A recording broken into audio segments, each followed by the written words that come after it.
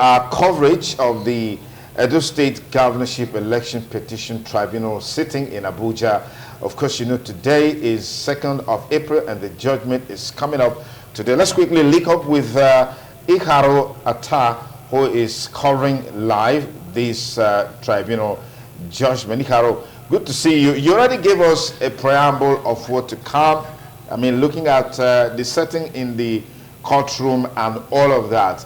But let's just talk a bit more how we moved from Benin, where the tribunal was sitting originally, and then we moved to Abuja, where the tribunal is currently sitting. I heard this in Jabi, like you mentioned a while ago.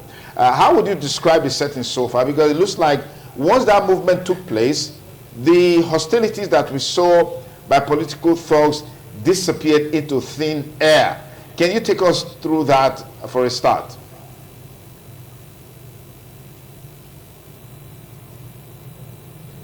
Okay, thank you very much, Sonny Duke Okoso. I hope that Benin is well this morning. I know for sure that there is so much anxiety in the air on every side, across every front here. But before I take you through that movement, let me just drop a hint. The last time we showed around 7 o'clock, the court premises was already picking up. But as we speak now, if the cameraman can just help me pan a little, if the cameraman can help us pan a little, you see that we are barely about 2 hours to when the judge will arrive here. And if you can get me clearly from Benin, just look at here. The car park is already fully congested. People are already parking on the way. Even some are parking on the walkway. Now, if the cameraman can help me also, okay, that's the car park here. You could see the car park already fully congested. The big names are not here. The only person that I know for sure is a very big name are some members of the House of Assembly and the Commissioner for Justice. Now, when you pan the other way, just help me, be patient with me, Sonny Duke Okosun here, as we go through this live conversation. Just turn this way. Let me show you the courtroom from the outside. When you look at the courtroom from the outside, now, that is the courtroom. You could see the window there. That is the courtroom. You could see the courtroom from the outside here is already filled up very strongly to its brim. The big names have not come yet. Many other guys who came in earlier that you see around there are those whom I will call as seat holders. They came to keep seat for governors, deputy governor, and all of that member. They came to actually look for seat for them. So when those names come, they will likely be leaving. Now, to tell you how it is when you talk about the movement of the tribunal from Benin City to Abuja. Certainly, the drama, the melodrama, the confrontation,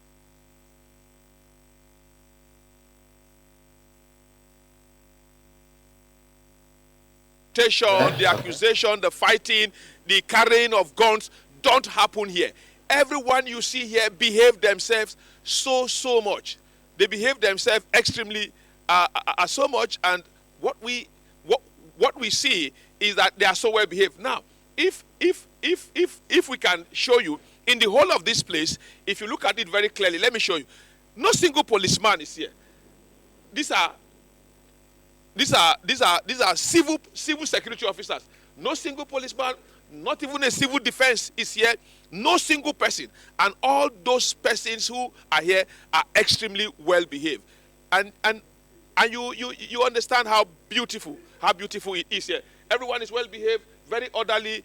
Those who came in earlier, some hot names in Edo State are all well behaved. And so today the atmosphere here is a little bit charged, but not as charged as I expected, because there is too much of happiness, excitement, exchange of pleasantries. Well, it happens that way in court, but the big lawyers are not here. But so far, so good. The Jabi court premises is calm, extremely calm.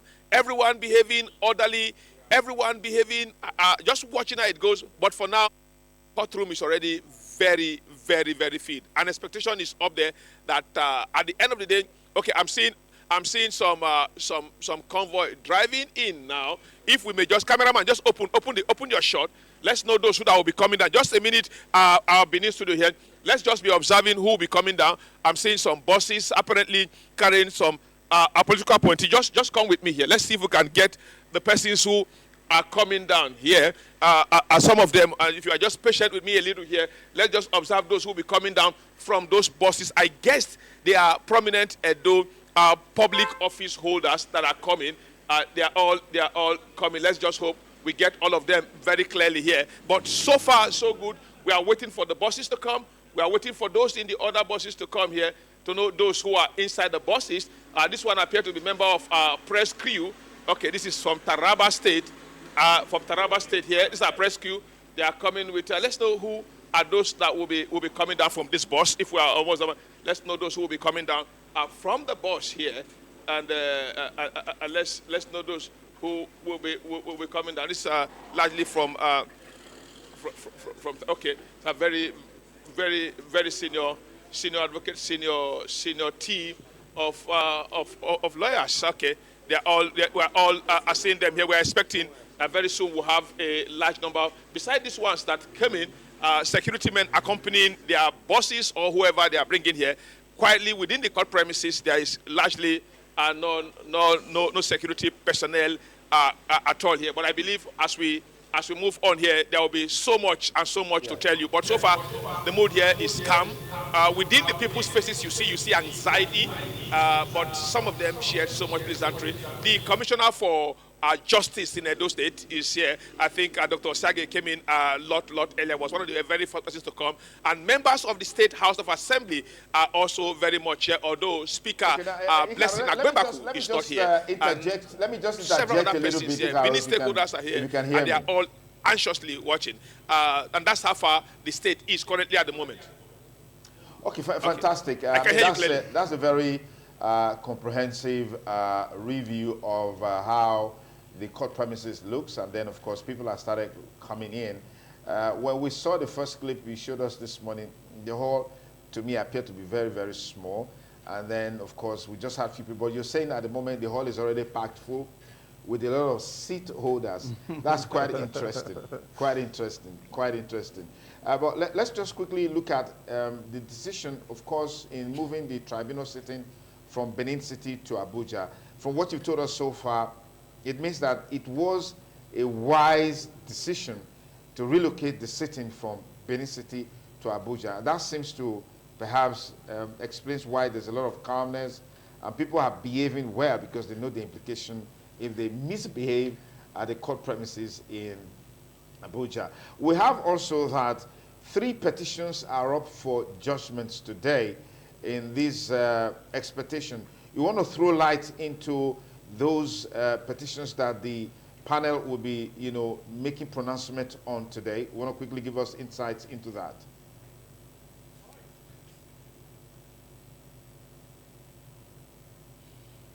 Yeah, thank you very much, Sonny Duke Okoso. I think the fundamental thing is, we got 3 petitions here, but to be very candid here, everyone, all eyes are on the petition of Dr. Aswe Ighodalo of the People's Democratic Party.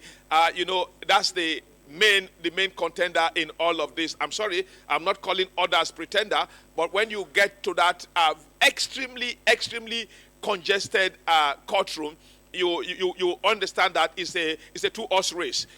A contention between Dr. Aswe Ighodalo and Edo State Governor Senator Monday Okpewolo. That's what we are saying here. The other candidates appear not to be so much around when it comes to discourse, when it comes to conversation here.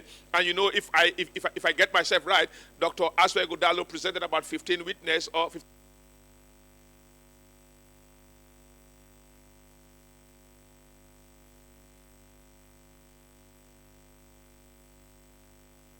Because I remember one of the sittings in Benin where we saw a certain guy brandishing a political party's shirt and with a gun, even in the presence of not so far from security agents and all that. But unlike what we're seeing today, we're not seeing such a situation.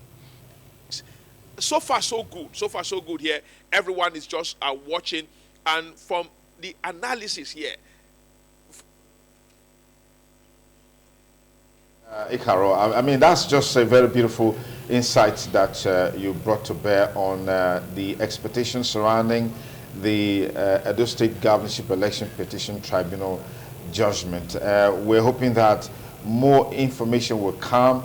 A lot of expectations from this judgment on both sides of the divide. But yesterday, we saw on social media, even some very well-established print media also carried that story about a leaked judgment. I'm sure Anu gave us insight into that yesterday. Right. I don't know whether you were part of Anu. Oh my God. No, not really. But then again, it was actually on the street of social media with a lot of persons reacting to why we always have this, occurrence reoccurring every single time we have big events to actually occur in Nigeria. Yeah. But now the big question is that particular leaked document going to shape the outcome of today's tribunal, the judgment? Yeah, that's the question. I don't think so. That's the question. So, Ikaro, I know you're still there with us. Give us your take on it. What is the mood about this leaked judgment that circulated and trended on social media yesterday?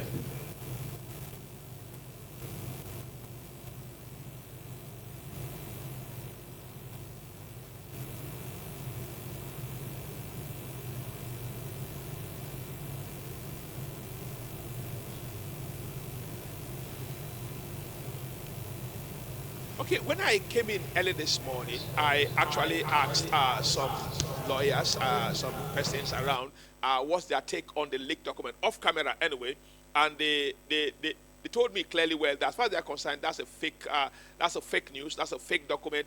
That document cannot stand. That document is not right, it's not up. And when we looked at it, and the X-ray lead, according to some of them who brought it to X-ray lead, that is not true. And I told them, we will be checking to understand what it is. Well, we wait. It's just a matter of about 2 hours from now, we'll be getting all of that judgment here. We will be watching to see if what is circulating online is what the judges will be reading, or who knows, the judge may just come forward to read an abridged version of it, saying that they will give detailed explanation later. But in a setting that we got so much witnesses called, when the judge read their verdict, they will touch on this comment of each of the witnesses here, and that will be, okay, I think most persons are coming. I can see Blessing Agbomere, Blessing are coming there. Thank you very much, Blessing. Thank you very much for coming.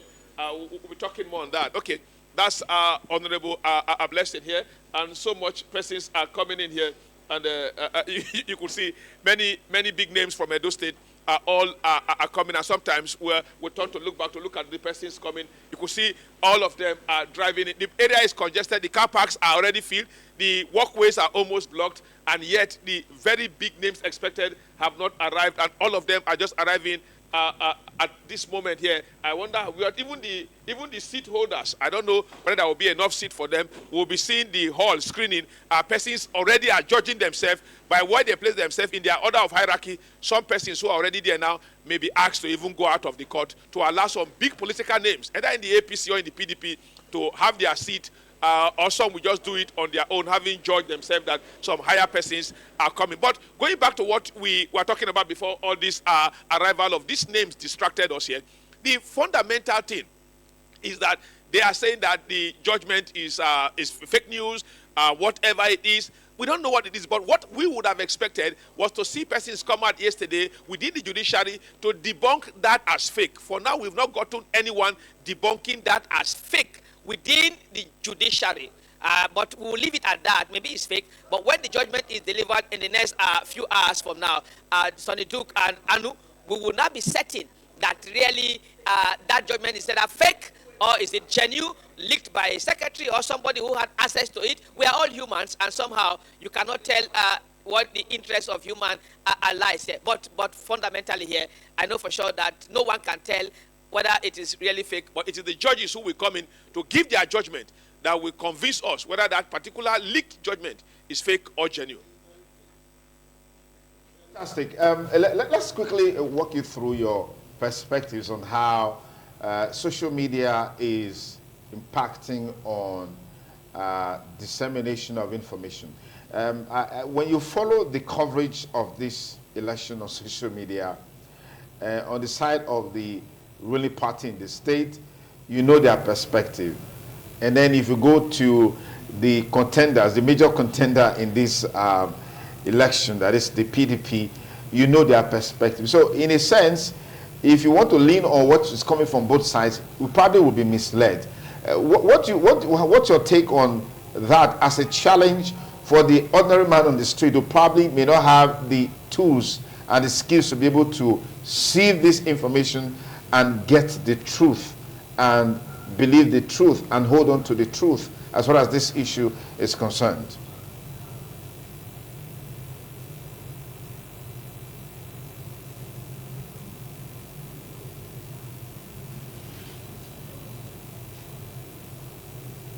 Thank you very much, Sonny Duke. That is what we are saying here. Let me explain something here. You know, in a moment like this, a moment of strategic, historic judgment for the good people of Edo State here, you will observe one thing.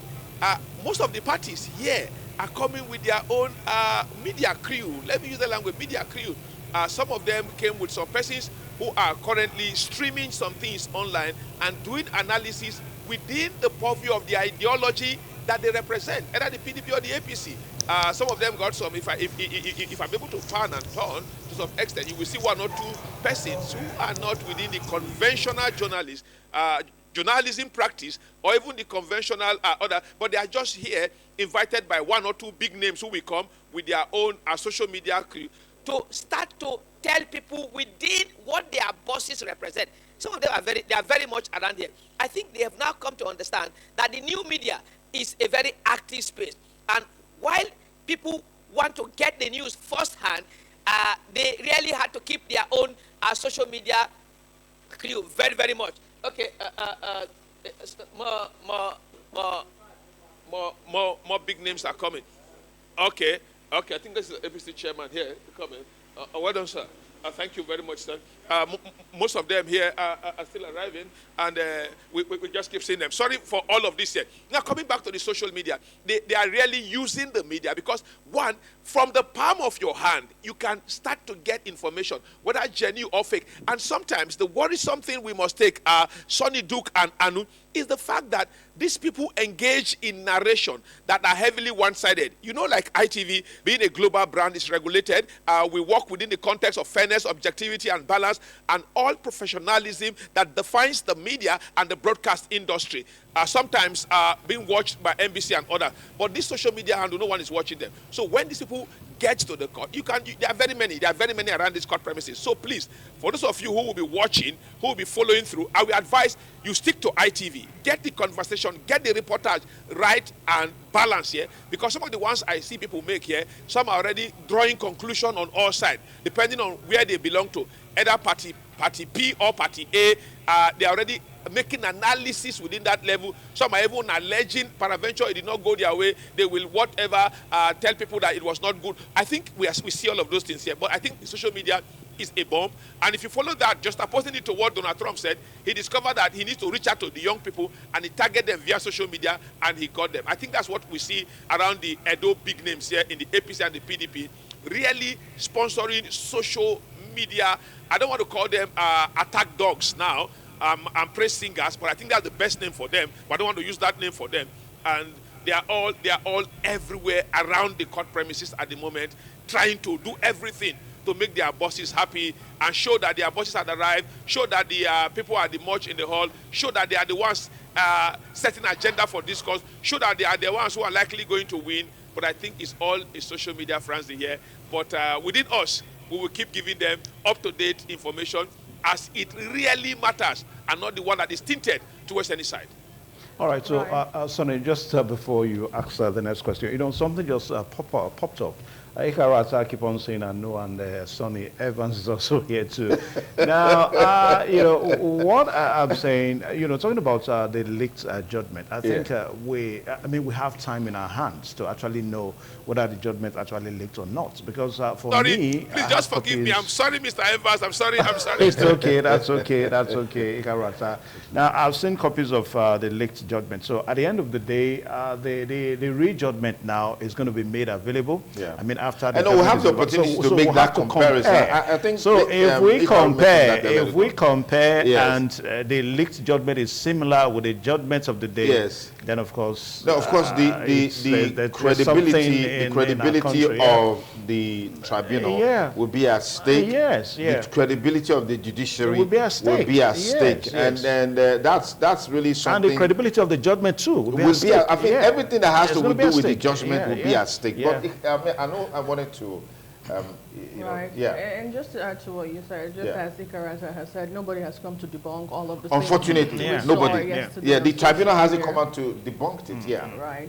And still on the social media saga, I also feel there's a bit of influence on citizen journalism lately in broadcasting generally. But I would love to get Ikarata's view on the outcome of today's judgment. I'd love to get his prediction, because another thing running through a lot of individuals' mind from both parties is, are we going to end here today so that it doesn't affect governance in the state? Or we are still going to see a move of moving over to another level of this whole saga? I would love to put it. If you can hear me. When you talk about the predictions now, I think for both parties, they are optimistic. Ikaro can't make any prediction as far as the outcome of the tribunal judgment is concerned. But I think what I know is talking about is there are other layers of the judiciary structure that still can be explored after today. So, Ikaro, give us your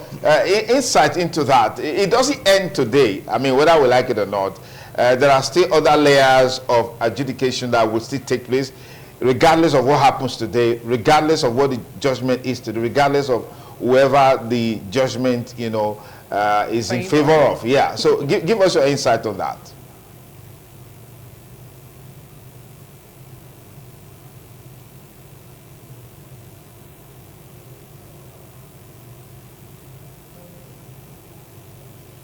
No, I think, the judiciary is having, let me call it, some call it a three-level, some call it a multi-level system here. For us, this is the court of first instance. Let me use that language here. After this particular tribunal judgment here, we may likely be seeing any of the parties that are satisfied with this are heading to the appeal court, which is the first appellate court after this particular one. When judgment is given and anybody is not happy, the person may say, look, I'm not happy. After the whole thing, you will be here. We'll be interviewing them live here. If they are okay, if they are not okay with it. After this one, then some of them may likely approach the first appellate court, and maybe subsequently after that, they may also consider the fact that they may likely be going to the Supreme Court. Before, at the time of Justice Salami, all governorship election petition tribunal matters ends at the appeal court. At some point, some persons felt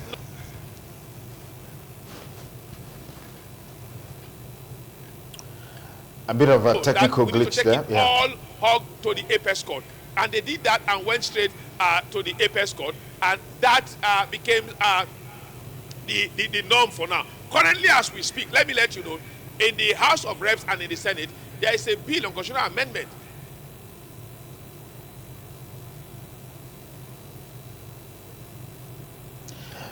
We're having a network glitch there, but I'm sure Ikaro will be able to continue with that analysis and report to ensure that all yeah. matters of election ends at the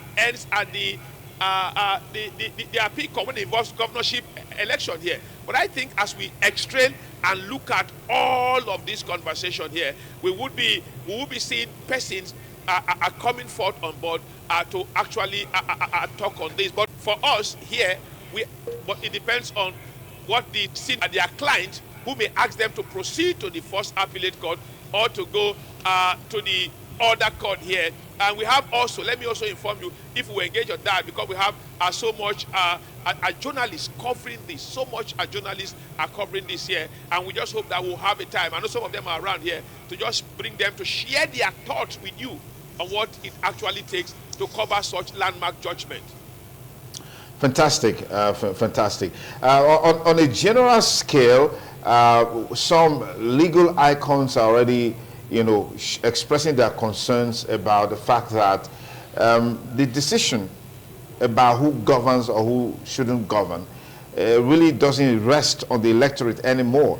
It appears that the judiciary is overtly taking over that responsibility of deciding who truly should govern the people. I don't know what you make of this as a source of concern to some legal luminaries. Argument before that sometimes it is a little bit unfair when people gather to cast vote and cast vote in their millions, and after all the casting of the vote, sometimes it just ends in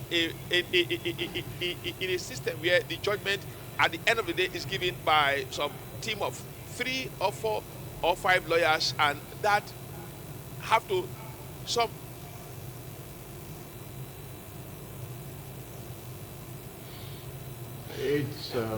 Can we just continue? We can hear you loud and clear. Just continue.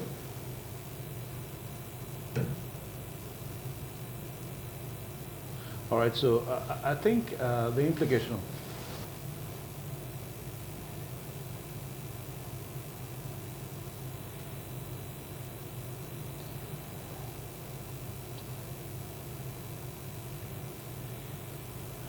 Okay, Carol, I'm sure you can hear us. Just continue with the analysis you were making on the seeming, takeover by the judiciary, deciding who becomes what in an election or after an election. A bit of a technical. Of that argument believe that leaving election matter to be decided by the court sometimes negate the principle of collective decision making in the choice of governance, and that's why they've argued that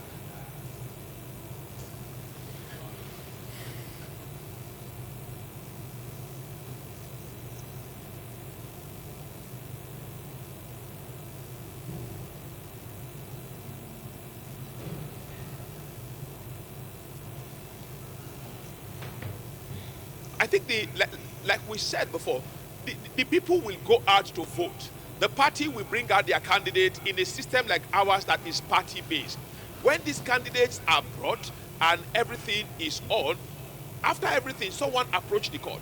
And this court of judges, reputable judges, let me use that word, sometimes take decision that from public opinion, public perception, from analysis here, may not represent the ideology and the belief of the people that voted. Take, for instance, we can x-ray the case of Imo State, where many persons shared their thought anyway that Emeka Hedioha won the election.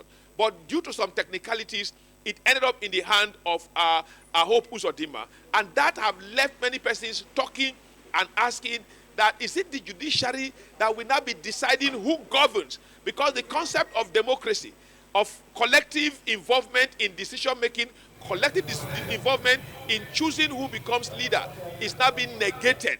Because where the judges sit and some lawyers, not up to 15 or 20, argue, and the opinion or the choice of the millions of persons are thrown away on grounds of technicalities, brings to fore certain questions that many persons believe is not fair, it's not good, to the issue of everyone being involved in choosing their leader. So all of this touch on the fact that if we are to get it right, it will be very apt that the people choose their leaders. Yes, sometimes they go to court, but the court should not get to a point where the court may not count figures, choose some numbers, throw away some numbers and all of that, and the court will now rule that what was ruled before was not right, that they are the ones who now become like the election umpire to now announce the result that they feel they are convincing. But some also believe that if we say we should not go to court, then the issue of the judiciary, being the last hope of the common man, will be compromised, because there are times somebody can even rig you if the court is not brought in. Somebody will rig the election and you don't have anywhere to go to. Besides the court deciding, the court also assuage. You go there, you ventilate, you pour out, and even if you don't get what you want, in fact, you've spoken out and you're already feeling very, very calm within that. But I think it's an argument going forward here, and those who are for and against will actually push it through. They may come by way of a legislation at the parliament to say that, look, after the whole election, court should not rule on who is the winner or who is not, because as far as they're concerned, court is not the election umpire. But yet, all of those conversations and discourse that are still within public domain. Yeah, why we wait for the final decision, you know, in Nigeria, whether the court should says who won an election or not. So I think we should also begin to illustrate the implication of, you know, it's all. I mean, we are still bothered with voter apathy, that voters don't come out on election day to vote and all that. It's simply because, you know, faith has been lost on elections. I mean, what is the use of people coming out to vote, and at the end of the day, you take the decision of the election to court, the courts now rule as against the wish of the people and all that. So I think we have to be careful with all these things, you know, in the country, so that we don't, in an attempt to solve the situation, handle a situation, will create more problems and all that. Right. Yeah. So I'd love to ask Ikaro, as we tend to manage the time, still on staying on the judiciary, because I remember when the former CJN, when he was about to leave in office, he exposed so many things that actually occurred, you know, in the judiciary system. And then one of the things he highlighted is the fact that the Supreme Court is overburdened when the new CJN was coming on board, Kekireko. So now at this point, with the going back and forth we get to see most times during electionary period and after election, do you think the Supreme Court is a bit overburdened? Should we not allow things to be the way they ought to be as stipulated in the 1999 Constitution? Well, if you talk about the Supreme Court, I think the Supreme Court is the last court in the country. Yeah. After the judgment of the Supreme Court, if you feel dissatisfied, you take it to God. You take it to God. And if you must take it to God, probably you need to die. You know, so when you say that the Supreme Court is oversaturated, then what it means is that if you give me judgment and I'm not satisfied with it, then I can't take it to the Supreme Court. There's no way, you know, I'll be happy with it. Yeah. So until the Supreme Court I think basically it's an opportunity for people to explore and exploit all the available means to seek justice. And so you must exhaust them. And the fact that we have people going to court to seek justice because they are dissatisfied with the status quo, with the system. And so that's why you have the courts. And to a large extent, they've been playing their roles to ensure that we have justice. We say that because that's what it is. But that is not taking away the fact that we don't have instances where there have been several questions raised about the judiciary and its capacity to actually, we can see the former Edo State Deputy Governor there. Is here. If you can get from the studio here. We can see the former Edo State Deputy Governor there. His Excellency Right Honorable Comrade Philip. Comrade Philip Shaibu is here.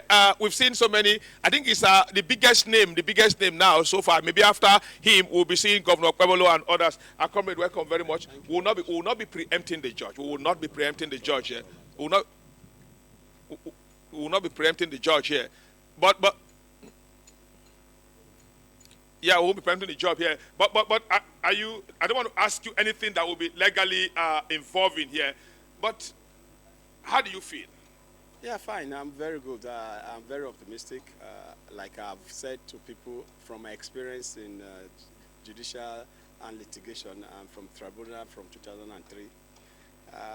I'm very confident that on merit and every other aspect, Okpeholo won the election. No, I will not, comrade. We'll wait after the. We'll bring you back after the judgment. After the judgment, I will leave that for the judge to decide. Okay, that's Comrade Philip Shaibu here. I will not allow him go further on that matter here. When we finish, wherever the judgment goes, we will bring them back to come and speak to us. ITV is covering this live, and I know we'll be here through to the end. But I will not allow him to go. But coming back to what Anu raised. Anu raised a fundamental point here, a very strong point here. If you are in Abuja and you go to the Supreme Court, being the apex court in the land, the court is overburdened, extremely congested. There are cases of land dispute. There are chieftaincy dispute, some of whom had been in the Supreme Court for more than 40 years. They've been on for more than 40 years. They go to the Supreme Court and they have been at the Supreme Court for almost 20 years. Sometimes it takes 10 years to even assign a case at the Supreme Court. The cases that you hear mostly are the political case, the governorship and other cases where the three arm of government has interest. So the Supreme Court is overburdened. It is now time to take some cases off the Supreme Court. If possible, like the Governorship Election Petition Tribunal can go back to where it ends before at the Appeal Court. Some land dispute in community can even end at the Federal High Court or even end at the First Appellate Court, which is the Appeal Court. But if you go to the Supreme Court, there are cases that are going on that are as old as 40 years old. The question is, all those who filed those cases are already dead. Some of them, their children are following up on the cases. So the Supreme Court is overburdened, is overloaded. They attend sometimes mainly to political cases or cases that involve, I'm sorry to say, some big senior advocates of Nigeria. While the other ones will wait. If you are lucky, 5 years or 6 years, your case is assigned. Then you start to follow it up for the next 15 years. At that time, you're already old. So I think we need to really look at the number of cases that we cross the First Appellate Court to the Supreme Court. When we do that, we know we have greatly reduced the burden on the Supreme Court. But for now, like what Anu raised is very key, very germane, fundamental. The highest court in the land is extremely overburdened.